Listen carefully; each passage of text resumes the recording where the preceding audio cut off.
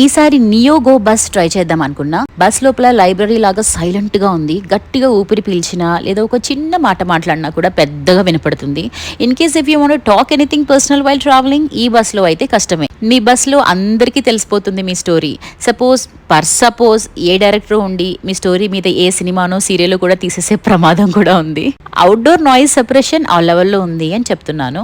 Electric bus కాబట్టి లోపల noise కూడా ఏముండదు. It goes smooth. Mainly I would like to talk about the seats.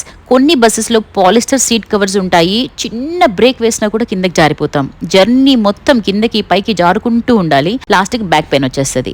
జమ్మలు అక్కడి జారుమిట అయిపోతుంది దిగేసరికి. నాగుపాముల ఎక్కి లాస్ట్ కి వానపాముల దిగాల్సి వస్తుంది. In addition to this, in case మీరు ఏ పాలిస్టర్ సిల్క్ డ్రెస్ వేసుకున్నారు అనుకోండి, ఇంకంతే సంగతులు. కింద కూర్చోవడమే best. I will make a review on such type of buses also. దీనికి లెదర్ సీటింగే ఉంది. So even though I was wearing polyester pants, కిందకైతే జారలేదు. సీటింగ్ కూడా స్పేషియస్ గానే ఉంది. 250 ml పతంజలి జెల్ వాటర్ ఇచ్చారు.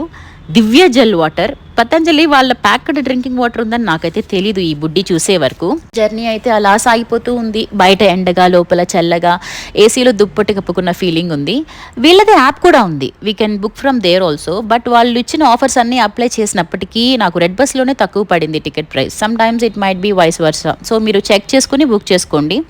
హైవే మీద ఒక 75 to 80, L 60 to 65 అలా వెళ్తాడు స్పీడ్. బ్రేక్ కోసం స్టాప్ చేశారు. ఆ టైంలో బస్ కి ఛార్జ్ కూడా చేసుకున్నారు. నేనైతే ఒక యాపిల్ తెచ్చుకున్నా, అది వేసేసాను అనమాట. Actually electric buses normal buses కంట స్పీడ్ పోవు.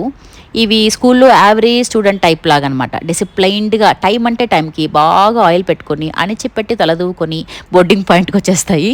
ఏదో పాస్ అయ్యామా చాలే అన్నట్టు పోతా ఉంటాయి నెమ్మదిగా. పెద్దగా రిస్క్ టెన్షన్ తీసుకోవు.